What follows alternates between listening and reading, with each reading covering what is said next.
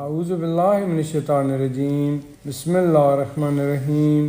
تو اس کے بعد جب موسیٰ ہمارا وعدہ پورا کرنے کے لیے آئے اور ان کے رب نے ان سے کلام کیا تو انہوں نے کہا یہ پروردگار مجھے اپنا جلوہ دکھا دے۔ ارشاد ہوا تم ہرگز مجھے نہیں دیکھ سکتے ہو، البتہ پہاڑ کی طرف دیکھو، اگر یہ اپنی جگہ پر قائم رہ گیا تو پھر مجھے دیکھ سکتے ہو۔ اس کے بعد جب پہاڑ پر پروردگار کی تجلی ہوئی تو پہاڑ چور چور ہو گیا اور موسیٰ بے ہوش ہو کر گر پڑے۔ پھر جب انہیں ہوش آیا تو کہنے لگے کہ پروردگار تو پاک و پاکیزہ ہے، میں تیری بارگاہ میں توبہ کرتا ہوں اور میں سب سے پہلا ایمان لانے والا ہوں۔ ارشاد ہوا کہ موسیٰ ہم نے تمام انسانوں میں اپنی رسالت اور اپنے کلام کے لیے تمہارا انتخاب کیا ہے، لہٰذا اب اس کتاب کو لے لو اور اللہ کے شکر گزار بندوں میں ہو جاؤ۔ اور ہم نے توریت کی تختیوں میں ہر شے میں سے نصیحت کا حصہ اور ہر چیز کی تفصیل لکھ دی ہے، لہٰذا اسے مضبوطی کے ساتھ پکڑ لو اور اپنی قوم کو حکم دو کہ اس کی اچھی اچھی باتوں کو لے لیں۔ میں عنقریب تمہیں فاسقین کے گھر دکھلا دوں گا۔ میں عنقریب اپنی آیتوں کی طرف سے ان لوگوں کو پھیر دوں گا جو روئے زمین میں ناحق اکھڑتے پھرتے ہیں، اور یہ کسی بھی نشانی کو دیکھ لیں ایمان لانے والے نہیں ہیں۔ ان کا حال یہ ہے کہ ہدایت کا راستہ دیکھیں گے تو اسے اپنا راستہ نہ بنائیں، اور گمراہی کا راستہ دیکھیں گے تو اسے فوراً اختیار کر لیں گے۔ یہ سب اس لیے ہے کہ انہوں نے ہماری نشانیوں کو جھٹلایا ہے اور ان کی طرف سے غافل تھے۔ اور جن لوگوں نے ہماری نشانیوں اور آخرت کی ملاقات کو جھٹلایا ہے ان کے اعمال برباد ہیں، اور ظاہر ہے کہ انہیں ویسا ہی بدلہ تو دیا جائے گا جیسے اعمال کر رہے ہیں۔ اور موسیٰ کی قوم نے ان کے بعد اپنے زیورات سے گوسالہ کا مجسمہ بنایا جس میں آواز بھی تھی۔ کیا ان لوگوں نے نہیں دیکھا کہ وہ نہ بات کرنے کے لائق ہے اور نہ کوئی راستہ دکھا سکتا ہے؟ انہوں نے اسے خدا بنا لیا اور وہ لوگ واقعاً ظلم کرنے والے تھے۔ اور جب وہ پچھتائے اور انہوں نے دیکھ لیا کہ وہ بہک گئے ہیں تو کہنے لگے کہ اگر ہمارا پروردگار ہمارے اوپر رحم نہ کرے گا اور ہمیں معاف نہ کرے گا تو ہم خسارہ والوں میں شامل ہو جائیں گے۔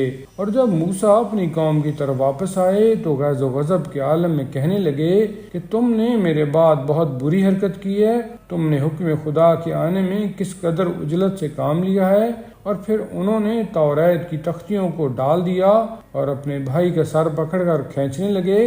ہارون نے کہا بھائی قوم نے مجھے کمزور بنا دیا تھا اور قریب تھا کہ مجھے قتل کر دیتے تو میں کیا کرتا؟ آپ دشمنوں کو طعنہ کا موقع نہ دیجیے اور میرا شمار ظالمین کے ساتھ نہ کیجیے۔ موسیٰ نے کہا کہ پروردگار مجھے اور میرے بھائی کو معاف کر دے اور ہمیں اپنی رحمت میں داخل کر لے کہ تو سب سے زیادہ رحم کرنے والا ہے۔ بے شک جن لوگوں نے گوسالہ کو اختیار کیا ہے عنقریب ان پر غضب پروردگار نازل ہوگا اور ان کے لیے زندگانی دنیا میں بھی ذلت ہے، اور ہم اسی طرح افطرا کرنے والوں کو سزا دیا کرتے ہیں۔ اور جن لوگوں نے برے اعمال کیے اور پھر توبہ کر لی اور ایمان لے آئے تو توبہ کے بعد تمہارا پروردگار بہت بخشنے والا بڑا مہربان ہے۔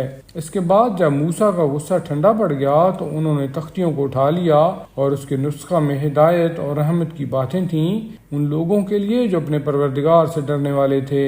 اور موسیٰ نے ہمارے وعدہ کے لیے اپنی قوم کے 70 افراد کا انتخاب کیا۔ پھر اس کے بعد جب ایک جھٹکے نے انہیں اپنی لپیٹ میں لے لیا تو کہنے لگے کہ پروردگار اگر تو چاہتا تو انہیں پہلے ہی ہلاک کر دیتا اور مجھے بھی، کیا اب احمقوں کی حرکت کی بنا پر ہمیں بھی ہلاک کر دے گا؟ یہ تو صرف تیرا امتحان ہے جس سے جس کو چاہتا ہے گمراہی میں چھوڑ دیتا ہے اور جس کو چاہتا ہے ہدایت دے دیتا ہے۔ تو ہمارا ولی ہے، ہمیں معاف کر دے اور ہم پر رحم فرما کہ تو بڑا بخشنے والا ہے، اور ہمارے لیے اس دار دنیا اور آخرت میں نیکی لکھ دے، ہم تیری ہی طرف رجوع کر رہے ہیں۔